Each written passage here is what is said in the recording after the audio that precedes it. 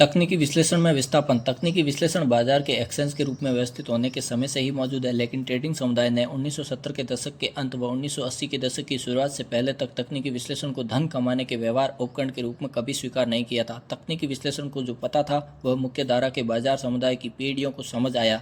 किसी भी दिन, हफ्ते या माह में सीमित संख्या में ट्रेडर्स बाजार में उतरते हैं। इनमें से बहुत से ट्रेडर धन कमाने के प्रयास में कुछ चीज़ें बार बार करते रहते हैं। दूसरे शब्दों में व्यक्ति व्यवहार पैटर्न विकसित करता है और इन लोगों के एक समूह का दूसरे समूह के साथ लगातार संपर्क बने रहने से सामूहिक व्यवहार पैटर्न बनता है।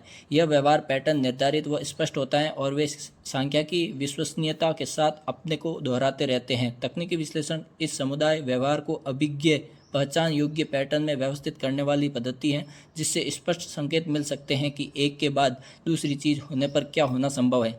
एक तरह से तकनीकी विश्लेषण आपको सुविधा देता है कि आप बाजार के किसी पिछले पैटर्न प्रारूप के आधार पर बाजार के दिमाग में घुसकर यह अनुमान लगा सकें कि आगे क्या होने वाला है। बाजार में भाव की अगली चाल को दर्शाने वाली पद्धति के रूप में तकनीकी विश्लेषण विशुद्ध बुनियादी पद्धति से ज़्यादा बेहतर साबित हुआ है।